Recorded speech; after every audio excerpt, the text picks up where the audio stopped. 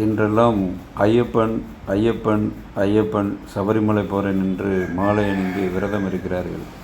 41 நாள் மாலை அணிவது, 48 நாள் என்றெல்லாம் இருக்கிறார்கள். 48 நாள் என்பது தான் சால சிறந்தது. அதைவிட 108 நாள் என்பது மிகவும் சிறந்தது ஐயப்பனுக்கு. இந்த விரதம் என்பதிலே பல்வேறு கருத்துக்கள் நிலவி வரும். ஆனால் உண்மையான விரதம் என்றால் என்ன? துளசிமணி மாலை அணிய வேண்டும், வார்த்தைகள் கடுஞ்சொற்கள் பேசக்கூடாது, வீட்டிலே திருமணம் முடித்தவர்களாக இருந்தால் மனைவியை ஒரு அதிகார சொற்களாக பயன்படுத்தக்கூடாது, வன் சொற்கள் பயன்படுத்தக்கூடாது, மிதமான சொற்கள். ஐயப்பன் மந்திரத்தை 108 முறை உபசரிக்க வேண்டும். உணவு பழக்க வழக்கங்களில் பால் பழங்கள் தான் அதிகம் உண்ண வேண்டும். தூக்கம் என்பது சுமார் ஒரு 5 மணி நேரம்தான் தூங்க வேண்டும். இப்படியெல்லாம் இருக்கிறது. உண்மையான பக்தி எதற்காக நாம் செல்கிறோம்? நம்முடைய வாழ்வியல் பிரச்சனைகள் தீர வேண்டும், நமக்கு கிடைக்காத வரம் கிடைக்க வேண்டும், நல்ல ஒரு பொழுதாக வாழ்வியல் மாற வேண்டும் என்பதற்காக போகிறோம். இருமுடி கட்டும்போது கூட நெய் நிரப்பப்பட்டு இருமுடி கட்டும் 80% ஐயப்ப பக்தர்கள் இருமுடியை கட்டிக்கொண்டு எங்கெங்கோ சென்று இறுதியில் ஐயப்பனை வழிபடுகிறார்கள். அது முற்றிலும் வீணடிக்கப்பட்ட பக்தி, அது மோசமான பக்தி. அதை ஒருபோதும் ஐயப்பன் ஏற்றுக்கொள்ள மாட்டார். நீ இருமுடியை கட்டிக்கொண்டு அதை தலையிலே சுமந்து கொண்டு அல்லது சோல்னாப்பை மூலம் சுமந்து கொண்டு தான் உன் உடம்பை விட்டு அது இறங்கக்கூடாது என்கிறது சாஸ்திரம். நீ இருமுடி கட்டினால் 16 மணி நேரத்திற்குள் ஐயப்பனை சென்றடைய வேண்டும் என்பதை உணர்த்துகிறது ஒரு பக்கம். எவ்வளவோ நாள் கடந்து பிரயாணம் செய்து கப்பலிலே, பிளெயினிலே, காரிலே, வண்டியிலே, ஸ்டேட் விட்டு ஸ்டேட் எல்லாம் வந்து ஐயப்பனை வணங்குவது அவரவர் நிம்மதிக்கு. ஆனால் ஐயப்பன் ஏற்றுக்கொள்வாரா? தெய்வ சக்தி அங்கே நிறைந்திருக்குமா என்றால் அது இல்லை.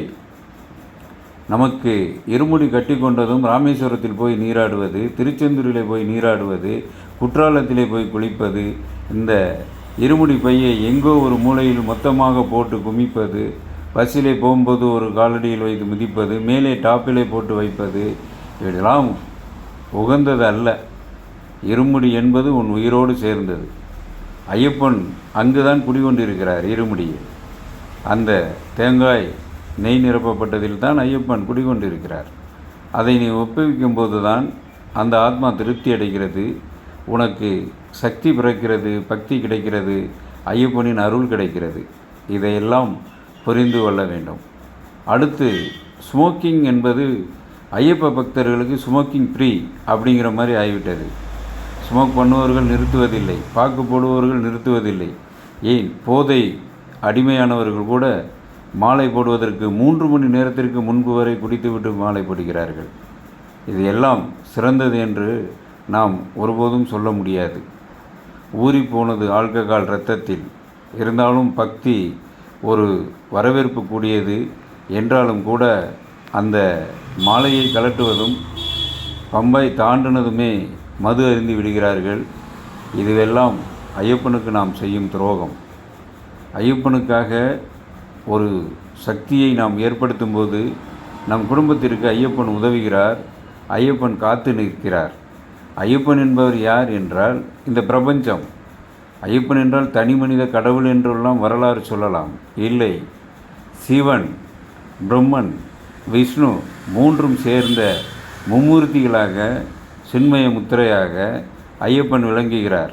3 சக்தி கொண்டு, அதைவிட அன்னை பராசக்தியின் சுரூபம் கொண்டுதான் ஐயப்பன் அங்கே வீற்றிருக்கிறார். அதை முழு மனசாக வியாபார நோக்கமின்றி நாம் விரைந்து செயல்பட வேண்டும், பக்தியோடு இருக்க வேண்டும் என்பதும் உண்மை. அதையெல்லாம் கடைபிடிப்பது மிகவும் கேலிக்கூத்தாகிவிட்டது. இன்று வீட்டிலே படுத்துறங்குவதும், வீட்டிலே அந்த 3 நாள் ஒதுங்கும் பெண்கள் இருக்கும்போதும் சகல வசதிகளோடு வாழ்வதும், இதையெல்லாம் ஐயப்பன் பொறுத்து கொள்ளவே மாட்டார் ஒருபோதும். அன்றெல்லாம் ஐயப்பனுக்கு விரதம் இருப்பவர்கள் கோவில்களிலே படுத்திருப்பார்கள், அங்கே சமைத்து சாப்பிடுவார்கள். 48 நாள் என்பது ஒரு பௌர்ணமி, ஒரு அமாவாசை, மீண்டும் ஒரு பௌர்ணமி, அல்லது 2 பௌர்ணமி ஒரு அமாவாசை, அல்லது 2 அமாவாசை ஒரு பௌர்ணமி. இதுதான் கணக்கு. இதுதான் 48 நாள் ஒரு மண்டலம் என்பது. இதை 41 நாள் என்று பிரிப்பது என்பது அது கேரளாவின் முறைப்படி அவர்கள் சொல்கிற ஒன்று. இருந்தாலும் இவ்வளோ பக்தர்கள் எளிமையாக ஐயப்பனை தரிசனம் செய்கிறார்கள், ஆனால் எளிமையாக விரதம் இருக்கிறார்கள் என்பது நம் தமிழ்நாட்டில் மட்டும் நடக்கும் ஒரு கேள்விக்குறியான ஒரு விஷயம். வரவேற்பு கூடியது. பக்தி, மத வளர்ச்சி, தெய்வ நம்பிக்கை பெருகுகிறது என்று சொன்னாலும் கூட அதை நாம் கேவலப்படுத்துகிறோமோ என்ற கேள்வி எழுப்புகிறது. தயவுசெய்து இருமுடி கட்டுபவர்கள் ஐயப்பன் சன்னிதானத்தில் ஒப்புவித்துவிட்டு ஐயப்பனை தரிசித்துவிட்டு அதன் பிறகு எந்த தெய்வத்தை வேணாலும் வணங்கலாம் என்பது உண்மை. அதுபோல பம்பை நதியில் நீராடுவதும், பம்பை நதியில் அசுத்தம் செய்யாமல் பல் விளக்குவது, காலை கடன்களை முடித்து சுத்தம் செய்வது, இப்படியெல்லாம் அதிலே செய்யக்கூடாது என்பதும், அது கங்கையை விட புனிதமானது என்பதையும் ஐயப்ப பக்தர்கள் அறிய வேண்டும். அது மாத்திரமல்ல, ஐயப்ப தரிசனம் மேற்கொள்ளும் போது ஒருவரின் பாதத்தில் ஒருவர் இடித்து கொள்வதோ, ஒருவரின் தலையில் ஒருவர் இடித்து கொள்வதோ, ஒருவரின் இருமுடி பையை ஒருவர் தட்டிவிடுவதோ என்றெல்லாம் இருக்கக்கூடாது. இதையெல்லாம் பாவத்தின் செயல். இப்படித்தான் இருக்கிறது. முழு மனசாக ஐயப்பன் தரிசனம் வேண்டும். முழு மனசாக உங்கள் குடும்பத்திற்கு தெய்வ சக்தி வேண்டும், ஐயப்பன் அருள வேண்டும், உங்கள் ஆத்மா சுத்தமடைய வேண்டும் என்றால் நீங்கள் இந்த 48 நாள் விரதம் இருந்து செல்லும் இந்த பொழுது ஒரு தெய்வ சக்தி பொழுதாக மாற வேண்டும் என்றால் இவையெல்லாம் கடைபிடிக்க வேண்டும்.